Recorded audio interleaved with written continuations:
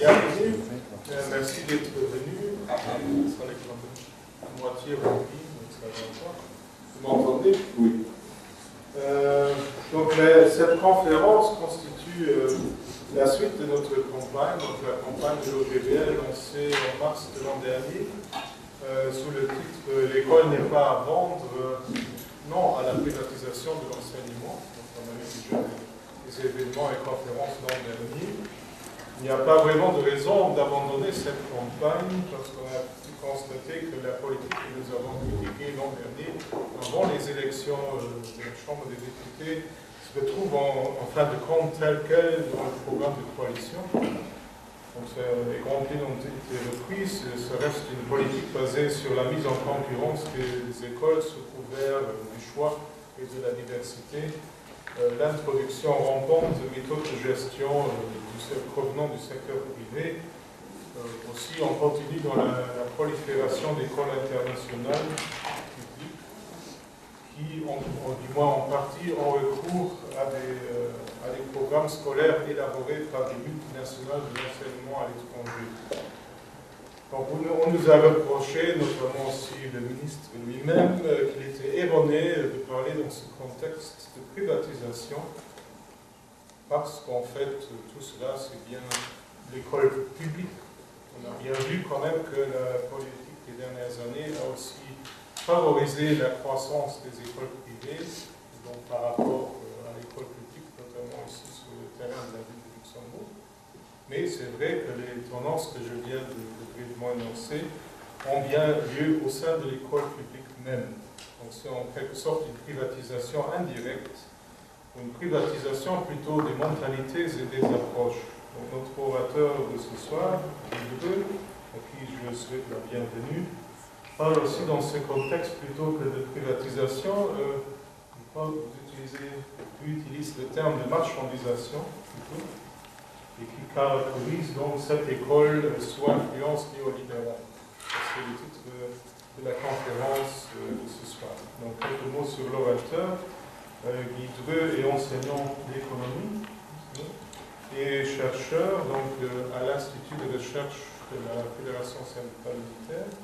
Nous le connaissons notamment, et là le contact s'est créé de la patrie, le comité syndical francophone de l'éducation et de la formation, mais aussi comme un des auteurs du livre de best-seller, sur la nouvelle école capitaliste de l'éminence, avec Francis Dern, que nous avons d'ailleurs accueilli l'an dernier, Christian Laval et Pierre Clément.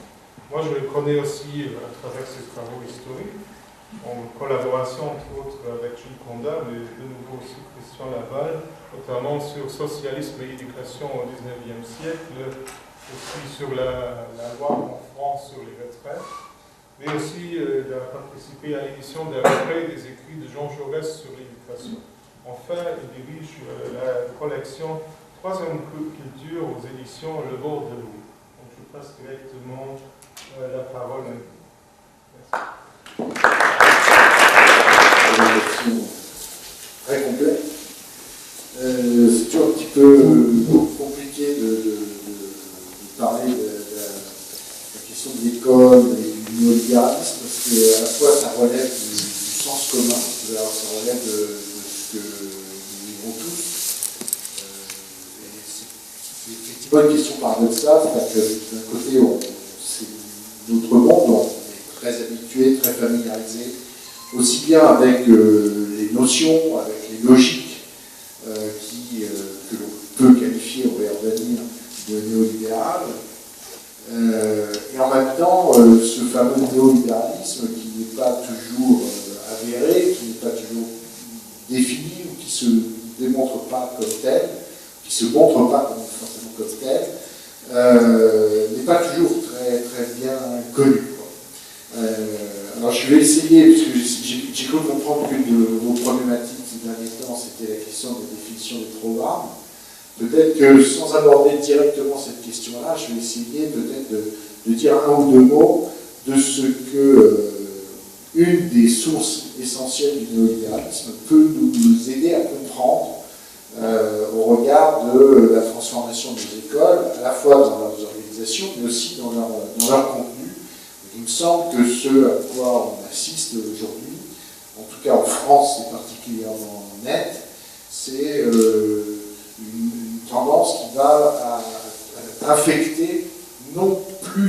notamment les modes d'organisation des établissements scolaires ou des établissements de formation d'enseignement, d'enseignement supérieur ou des collèges ou des lycées, mais y compris désormais la question des contenus. Donc il me semble que ça peut être quelque chose d'intéressant à analyser. Alors, comme il vous a été dit par Frédéric, que je n'ai pas encore remercié, je remercie tous ceux qui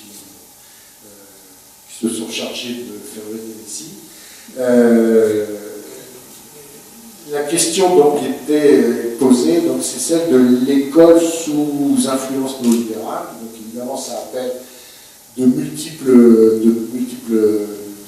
remarques, à la fois sur le pourquoi, le but, et puis évidemment sur les moyens, sur le comment le néolibéralisme travaille, comment il s'est imposé, comment il est devenu, si je reprends les termes d'un autre ouvrage de Christian Laval, il est devenu la raison du monde.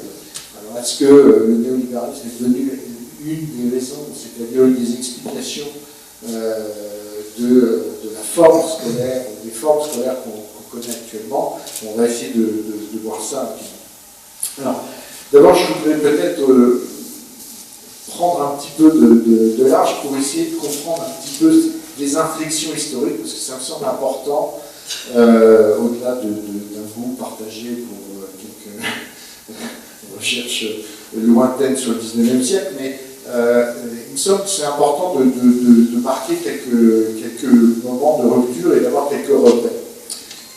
Si on regarde l'histoire des politiques d'éducation depuis la Seconde Guerre mondiale, on a au moins deux phases qui se distinguent relativement bien.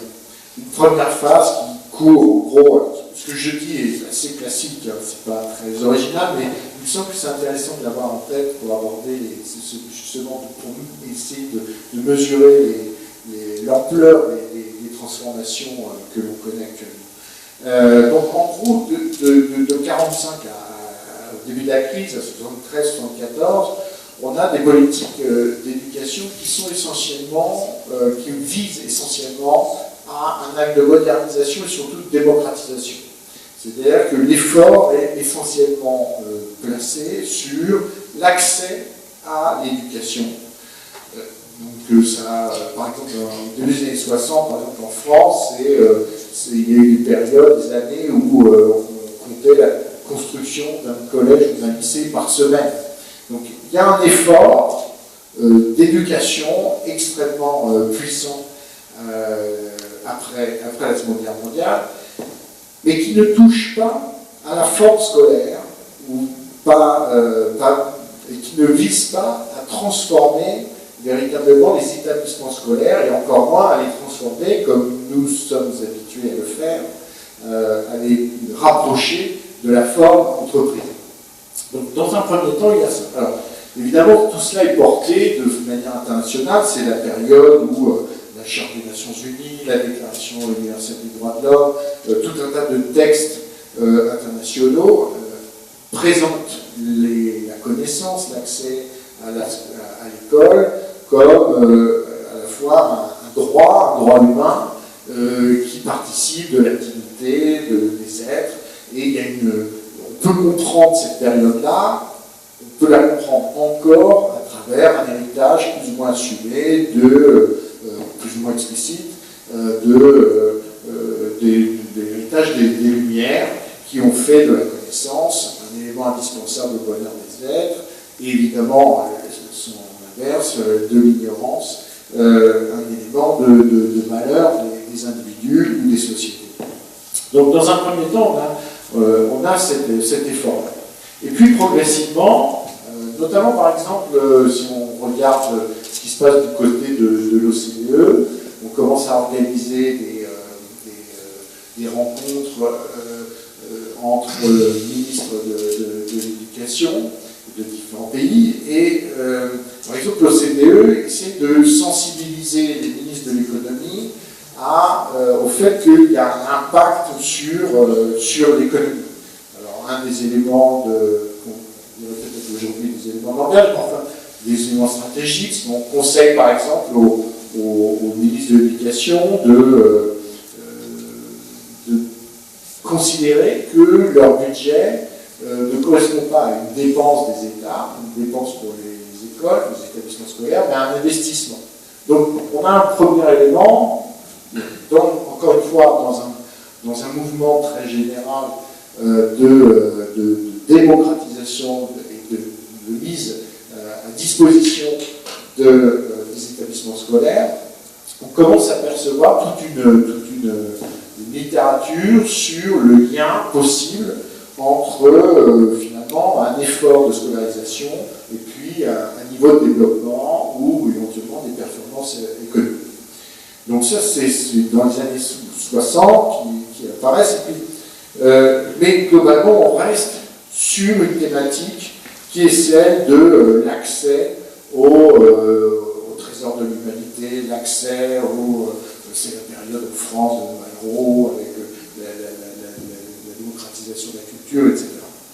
Et puis il y a au moins une deuxième phase, à partir de la crise de 1973, une deuxième phase qui est assez différente, qui d'abord d'emblée s'inscrit dans une critique et même une remise en cause de l'État-providence, et puis qui va évidemment imposer un certain nombre de thématiques qui sont relativement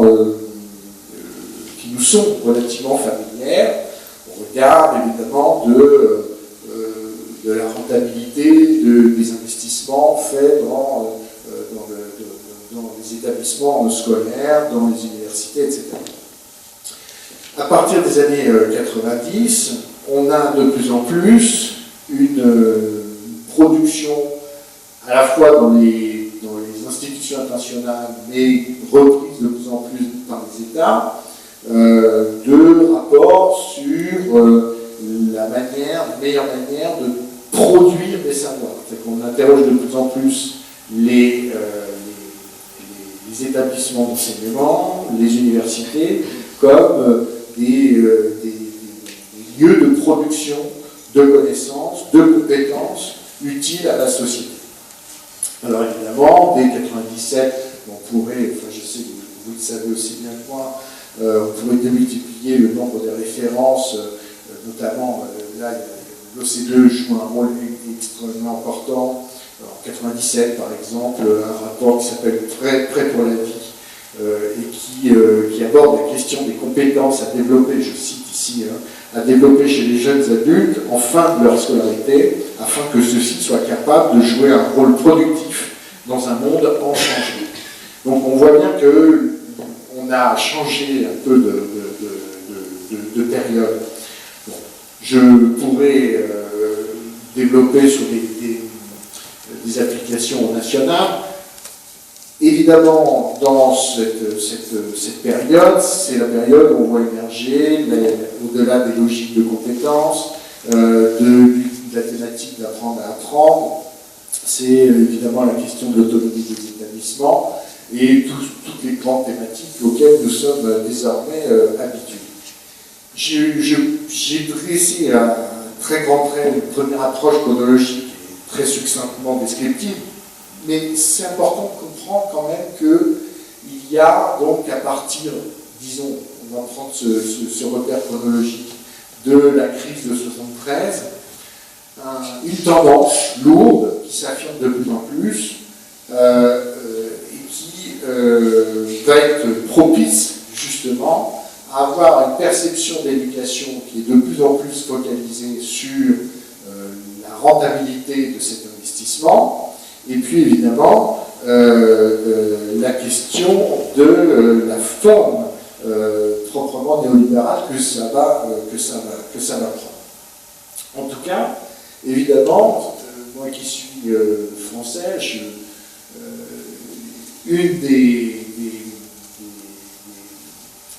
un des enjeux de cette nouvelle phase, c'est évidemment la question de l'autonomie du champ scolaire, du champ universitaire, au sens où l'entendait Bourdieu, c'est-à-dire la capacité qu'une activité a à s'organiser sur ses propres valeurs, sur ses propres principes et sur ses hiérarchies de valeurs. Donc ce qui est en jeu depuis, disons, une quarantaine d'années, c'est la capacité des systèmes scolaires, des systèmes d'éducation, à maintenir une certaine autonomie, non pas autant au sens où on l'entend de l'autonomie de gestion, de l'autonomie des établissements, de l'autonomie financière, mais une autonomie de définition des contenus et des normes qui doivent réguler l'activité de transmission des connaissances. Alors, dans ce grand basculement que j'ai évoqué très très rapidement, il me semble qu'il y a au moins deux ruptures qui sont importantes pour notre thème, et encore une fois, des ruptures qui sont relativement bien connues de vous, il me semble. C'est évidemment l'émergence de la notion de capital humain, et puis l'importance de plus en plus nette des institutions européennes dans la définition des politiques éducatives. Alors, sur le premier point, la question du capital humain, donc, globalement, pour, disons, simplement l'ensemble, et que les économistes s'entendent pour dire que le capital humain, c'est l'ensemble des connaissances et des compétences, et des savoirs, des définitions plus ou moins expansives, mais enfin, des savoir-être, des savoir-faire qui sont valorisés et valorisables sur le marché du travail. Globalement, on associe cette notion à un économiste américain, Gary Becker, qui, en 1964, publie Human Capital, qui est un ouvrage absolument décisif, non pas tant pour avoir indiqué ou fait un lien entre l'effort d'éducation, un effort d'éducation et un surplus de richesse, c'est-à-dire d'analyser l'impact économique que peut avoir un effort d'enseignement. Parce que par exemple, quelques années plus tôt, Schulz avait fait cette démonstration et avait mis en évidence une corrélation entre le niveau d'éducation et le niveau de richesse des pays. Donc, le point particulier de Becker, c'est pas tant, parce qu'il y a toute une littérature, encore une fois j'y insiste parce que c'est important, Becker, à proprement parler, n'est pas celui qui va inventer le lien entre l'éducation et efficacité économique. Ce que lui, il invente, et ça c'est un coup de génie, c'est le fait qu'il pense qu'on peut faire une corrélation individuellement. Donc, sa grande démonstration, c'est pas de dire plus un pays va dépenser pour l'éducation, plus il va y avoir des performances économiques améliorées. Sa grande démonstration, c'est de dire plus un individu va investir dans son propre parcours universitaire, plus il aura un surplus de revenus. C'est-à-dire qu'au fond, à partir de la définition du capital humain selon Gary Becker, on peut comprendre qu'il peut y avoir un bénéfice privé à l'éducation. Et donc évidemment, cette référence-là, elle est absolument incontournable pour, encore aujourd'hui par exemple, toutes les discussions qui relèvent de savoir comment on doit financer le système, un système universitaire, par exemple. Toute la question des tuition fees, des droits d'inscription. Bon, par exemple, c'est un sujet extrêmement sensible en France, précisément parce qu'on a une quasi-gratuité des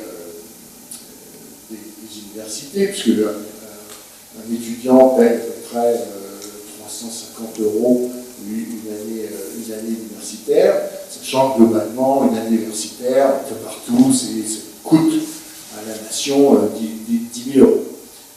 Donc, la plupart des réformateurs de ces systèmes disent que face à la misère des universités françaises aujourd'hui, eh bien, ils mettent en avant la logique du capital humain, c'est-à-dire au fond, ils mettent en avant quoi? L'idée que le bénéfice des diplômes, le bénéfice de la formation universitaire est essentiellement privé, et qu'à partir du moment où l'université peut être conçue comme une entreprise qui produit du capital humain, si ce capital humain a un bénéfice privé, il est absolument logique que le coût de cette formation relève d'un investissement privé. Voilà donc globalement, donc se met en place ces logiques-là dans lesquelles on est toujours pris. Et puis, il y a évidemment, alors là, je vais aller assez vite sur cette question aussi, parce qu'il me semble que vous êtes assez informés sur cette question, c'est évidemment l'émergence des institutions européennes dans la définition des politiques éducatives.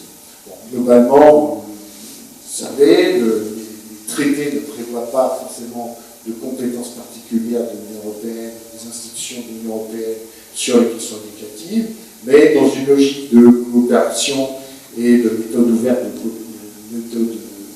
de coopération, les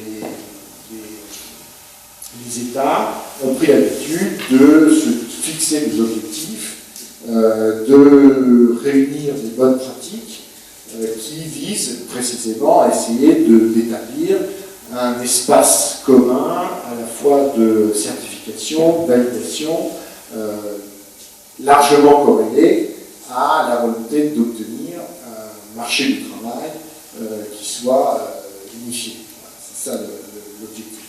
Alors évidemment, la participation de l'Union européenne dans la définition des politiques nationales, elle n'est jamais revendiquée, elle est rarement revendiquée par les États, mais elle est puissamment efficace pour orienter les politiques nationales.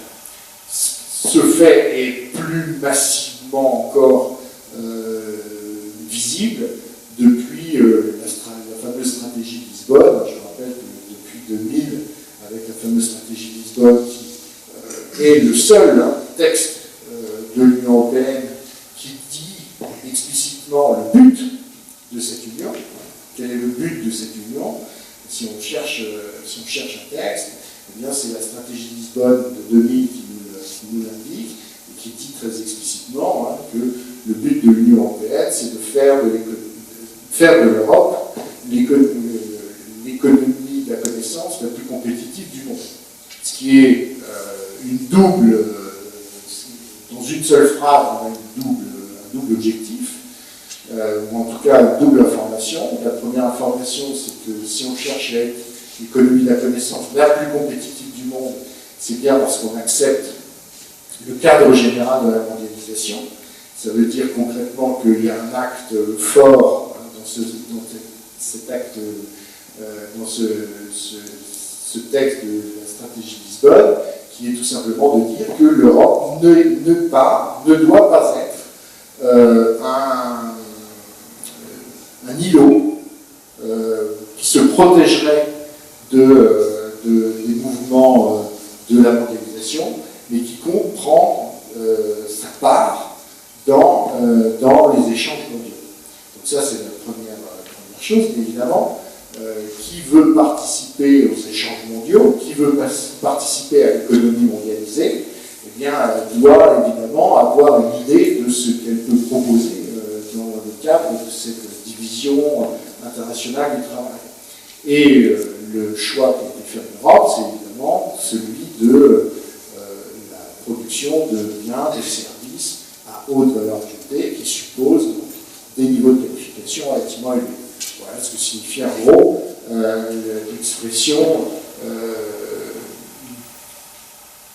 fondamentale en fait, et stratégique pour l'Union européenne depuis ce fameux texte de la stratégie de Lisbonne. Alors évidemment, ces textes ont encore une valeur. Je reprenais par exemple pour venir vous voir un document donc, qui est un rapport conjoint de 2015 du Conseil et de la Commission de l'Europe sur la mise en œuvre du cadre stratégique pour la coopération européenne dans le domaine de l'éducation et de la formation. Donc un rapport de 2015, et on peut lire les choses suivantes. Désolé, je vais lire une citation un peu longue, mais nombre d'arguments économiques plaident en faveur du rôle essentiel que le secteur de l'éducation et de la formation, propice à la croissance, pourrait jouer dans le cadre de nouveaux programmes. L'investissement dans le capital humain constitue un placement judicieux. L'investissement dans le capital humain constitue un placement judicieux. Une éducation et une formation de qualité contribuent à favoriser une croissance économique soutenue ainsi qu'un développement durable. Elles alimentent la recherche et le développement, l'innovation, la productivité et la compétitivité. Les États membres devraient procéder aux investissements nécessaires dans tous les systèmes d'enseignement et de formation afin d'améliorer leur efficacité et leur efficience pour ce qui est d'accroître la qualification et les compétences de la main-d'œuvre, ce qui, au sein d'une économie de plus en plus numérisée, et dans le contexte de l'évolution technologique, environnementale et démographique, leur permettrait de mieux participer à l'évolution rapide des besoins de marché du travail dynamique et de mieux y répondre. Un texte un peu long, excusez-moi, mais enfin, qui dit quand même que ce que l'on a évoqué auparavant garde toute son actualité, et le cadre, on pourrait, encore une fois, il y a des milliers de pages qui sont produits au niveau européen sur ce sujet, et qui reprend en permanence ces thèmes avec lesquels nous sommes particulièrement devenus familiers autour de la formation, de la professionnalisation des formations, de l'adaptation au marché du travail, etc., etc. Alors, une fois qu'on a évoqué un grand basculement historique, d'une certaine manière, on serait passé dans une première phase à une logique de démocratisation, c'est-à-dire une logique d'accès aux biens que constituent les savoirs pour le plus grand nombre, à une logique d'adaptation au monde économique. La question, c'est de savoir si, une fois qu'on a dit tout ça, est-ce qu'on a parlé véritablement du néolibéralisme, puisque c'est la question qui était proposée pour ce soir. C'est-à-dire, au fond, qu'est-ce qui est propre au néolibéralisme quand on évoque ces thématiques. Alors, il me semble que pour aborder cette question-là, ces dernières années, il y a eu un intérêt de plus en plus fort sur ce qu'on appelle aujourd'hui la généalogie intellectuelle du néolibéralisme. Et évidemment, tout l'enjeu, c'est de savoir qu'est-ce que signifie ce fameux néo, puisque si on arrive à comprendre le libéralisme, on veut savoir, au fond, ce que signifie ce néolibéralisme. Le néolibéralisme, dans un premier temps, on l'a beaucoup conçu comme un retour du libéralisme après une phase qui aurait été plus keynésienne. Or, l'enquête historique montre que c'est tout autre chose. Alors,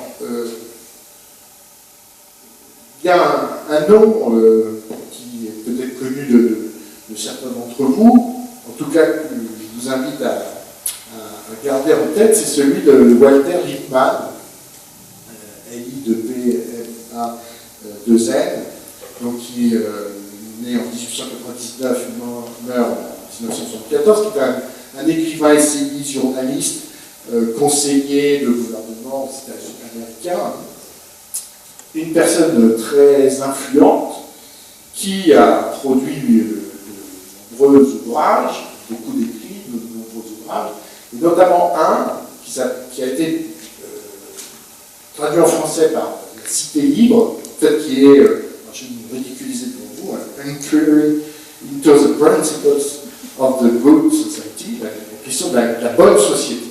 Quels sont les principes de la bonne société? Et son ouvrage paraît en 1937 et il est suffisamment remarqué pour qu'on décide en 1938 de faire un colloque, le fameux colloque Lippmann à Paris, autour de la question de ce livre. Ce colloque est considéré comme un moment fondateur du néolibéralisme.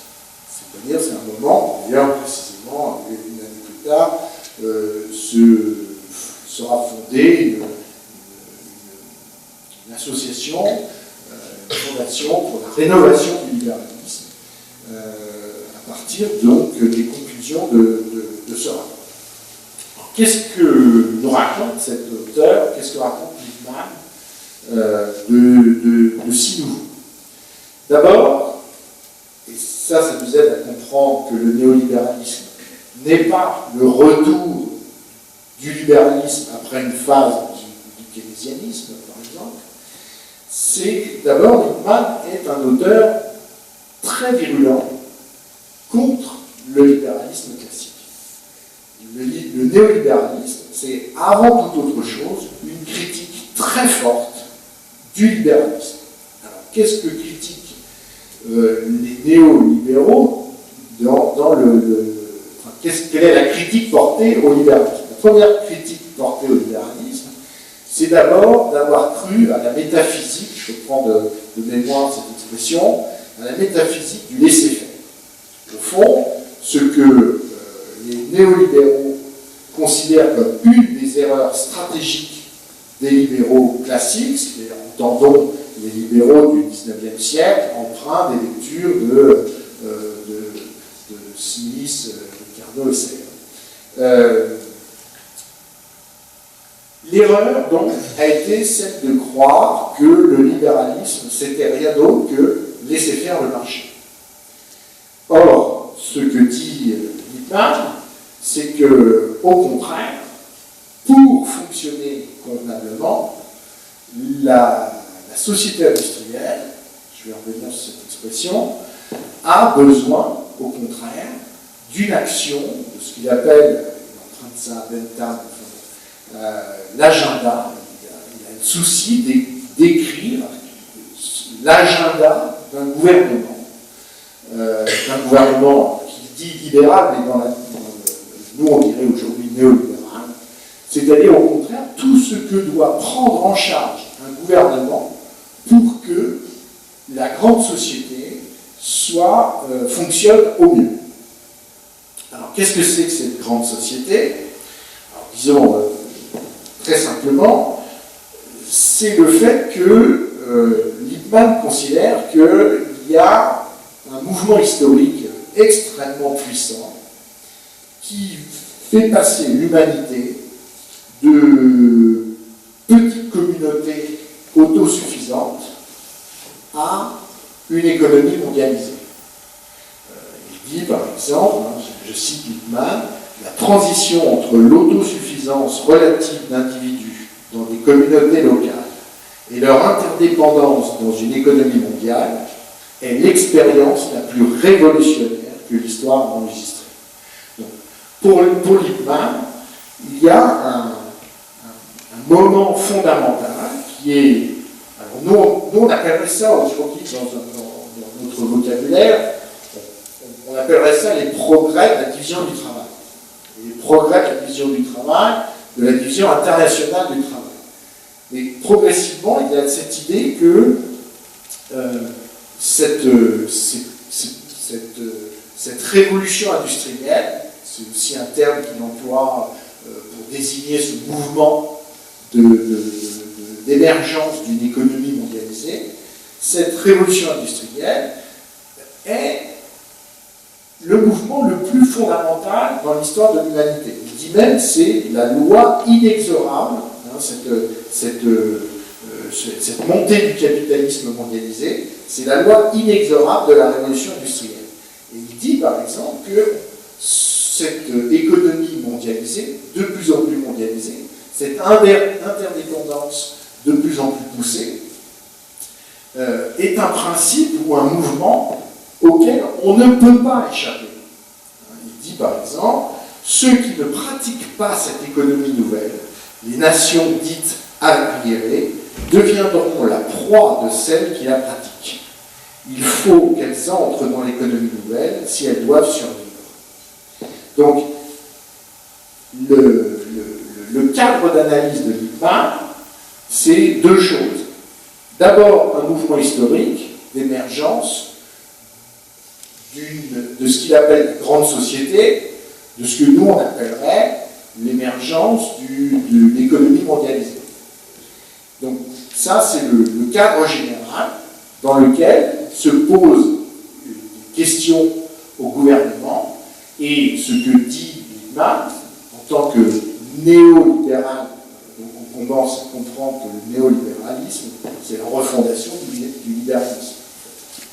C'est de définir l'agenda au sens ce que doit faire agenda, c'est-à-dire ce que doit faire un gouvernement, ou le non-agenda, ce qu'il ne doit pas faire, c'est-à-dire ses champs de compétences.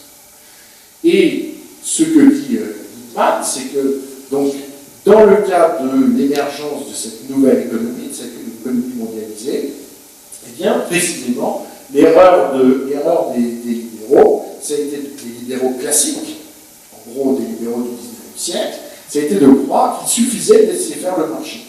Or, au contraire, ce que dit Lippmann, c'est qu'il ne faut pas laisser faire le marché. Il y a tout un tas d'éléments qui sont indispensables au bon fonctionnement, à la bonne adaptation de la société à cette économie nouvelle.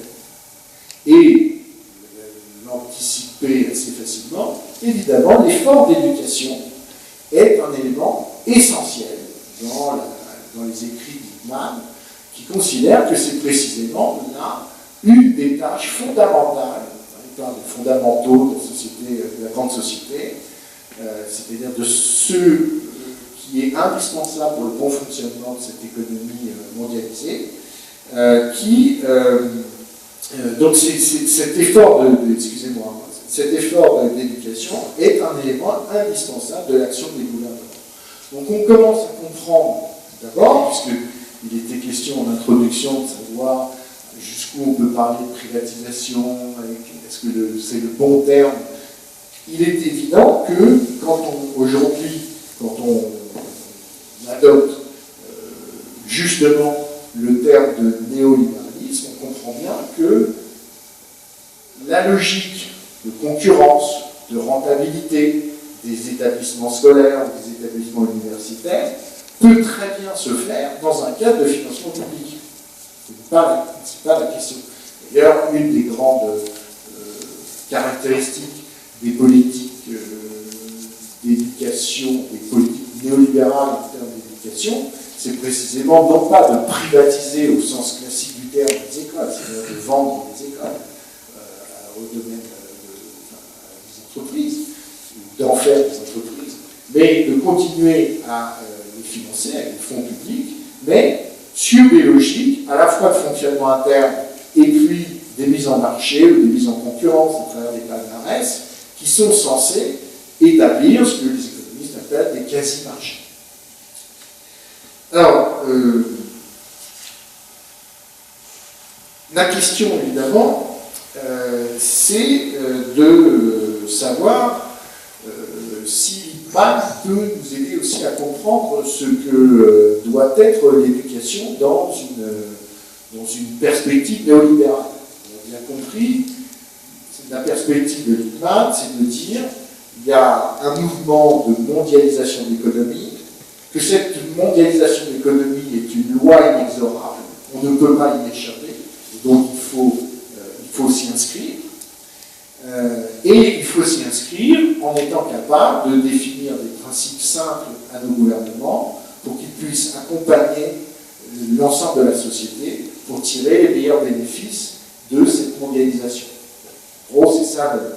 Alors la question qui vient pour nous maintenant, c'est de savoir si Lippmann est capable de définir un petit peu plus précisément encore ce qu'est un effort d'éducation dans cette perspective néolibérale. Alors, ici, le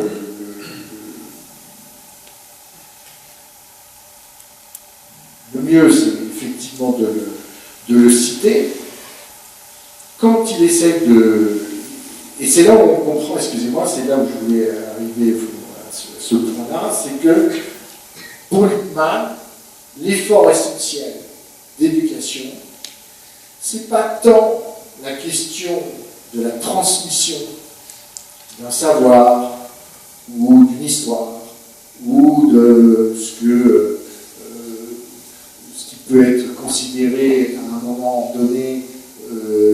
l'histoire des sociétés comme un patrimoine culturel. Pour Lippmann, l'essentiel de l'effort d'éducation, c'est la capacité à s'adapter. La capacité de chaque individu à s'adapter à un nouvel environnement. Alors, il dit par exemple, l'économie exige non seulement que la qualité de la souche humaine, il y a plein de... j'ai passé sous silence, il y a toute une perspective eugéniste qui existe chez lui, mais pour pas trop mélanger les thèmes, mais qui participe effectivement de la même tendance d'adaptation. L'économie exige donc non seulement que la qualité de la souche humaine, l'équipement des hommes pour la vie, soit maintenu à un niveau minimum d'efficacité, mais que cette qualité soit progressivement améliorée. Et la grande mission de l'éducation, il la définit ainsi, c'est là toute la tâche non résolue d'éduquer des grandes populations, d'équiper les hommes pour une vie dans laquelle ils doivent se spécialiser, c'est la participation à la division du travail, et pourtant être capable de changer de spécialité. L'économie de la division du travail exige ce que l'économie classique présuppose, c'est son erreur. L'économie de la division du travail donc exige ce que l'économie classique présuppose, une population dans laquelle ces problèmes d'eugénisme et d'éducation soient effectivement traités. Tout l'effort pour Lippmann, c'est d'inscrire à l'agenda des gouvernements un effort d'éducation, mais qui, dans ses méthodes, dans ses contenus, doit avoir une visée, non pas de transmettre des savoirs au sens où on patrimonialise un certain nombre de savoirs et de connaissances qui sont par l'intermédiaire d'académies, par l'intermédiaire d'un monde universitaire qui ferait qu'il y a un patrimoine culturel qui serait jugé suffisamment digne d'être au cœur d'un effort de transmission de savoir. Ici, ce n'est pas l'objectif essentiel pour Lippmann. Pour Lippmann, c'est de développer la capacité de chacun à saisir, à s'adapter, à saisir des opportunités qui sont précisément la définition même du contexte de l'économie mondialisée. Il dit un petit peu plus loin que du coup, ça lui permet de définir, il continue à appeler ça le libéralisme, nous on appelle ça le néolibéralisme. L'agenda des gouvernements, dit-il, démontre, je crois, que le libéralisme est non pas une justification du statu quo, mais une logique de réajustement social rendue nécessaire par la révolution industrielle. Cette notion de réajustement social, ça implique à la fois, par exemple, il était un grand défenseur d'une politique fiscale extrêmement dynamique, mais évidemment de toujours transformer les institutions, adapter les institutions aux exigences nouvelles d'une économie mondialisée. Un peu plus loin, il propose une autre formulation, une autre définition du libéralisme. Il dit le libéralisme, à l'encontre du collectivisme, n'est pas une réaction contre la révolution industrielle. Il est la philosophie même de cette révolution industrielle. Le but de la réforme libérale, nous, encore une fois j'insiste, nous on dirait le but de la réforme néolibérale, le but de la réforme libérale est d'adapter l'ordre social à l'économie nouvelle. Ce but est peut-être atteint, ne peut être atteint que par une réforme continue et étendue de l'ordre social. Au fond, ce qui me semble, quand on lit ces phrases, encore une fois, tirées pour l'essentiel de son ouvrage publié aux États-Unis en 1937, c'est de voir qu'il perçoit à la fois, il nous donne une certaine clé de compréhension de ce qui est véritablement la nature de notre été. Au sens où, j'ai évoqué rapidement la stratégie de Lisbonne. La stratégie de Lisbonne dit deux choses. nous acceptons la mondialisation et nous choisissons, on a une logique de spécialisation dans la production de biens à haute valeur ajoutée, lesquels supposent donc un niveau de compétence, et c'est là-dessus qu'on va avoir des avantages comparatifs, comme disent les économistes. Eh bien, finalement, on s'aperçoit que si on part de Lippmann, qui est encore une fois considéré comme un des penseurs les plus importants du néolibéralisme, et qui a le plus explicitement évoqué la nécessité de refonder le libéralisme, il me semble qu'on a un certain nombre de clés de compréhension sur tout un tas de thématiques qui nous sont extraordinairement familières, y compris la question de la définition des contenus, on en parlait au tout début de mon intervention, la définition des contenus, les modes d'organisation, l'adaptation, et, j'en parlais juste avant avec Frédéric, la question du numérique, la question de la présence du numérique à l'école, est un élément tout à fait illustratif, finalement, de ce qu'est cette grande logique générale, où, encore une fois, c'est pour ça que je terminerai là-dessus, j'ai démarré sur une première phase de démocratisation de l'école, mais qui visait précisément, plus strictement, à donner accès au plus grand nombre à une forme canonique d'un état des savoirs, c'est comme ça. Et bien là, au fond, on est dans une logique complètement différente, où le but pour les établissements scolaires, le but pour les établissements universitaires ou de recherche, ce n'est pas du tout de transmettre, encore une fois, on n'est pas du tout dans une logique patrimoniale, on est dans une logique d'adaptation permanente, à la fois dans les formes et à la fois dans les cours. Donc en ce sens, il me semble que, je terminerai sur cette dernière remarque, il me semble que lire les principaux auteurs du néolibéralisme, les principaux concepteurs du néolibéralisme, permet d'éclairer et donner des perspectives assez simples, souvent c'est bien écrit en plus, c'est intéressant, pour mettre finalement en perspective des textes qui soient officiels, de rapports officiels ou de nouvelles orientations dans la définition des politiques d'éducation. Voilà, on m'a demandé de faire court.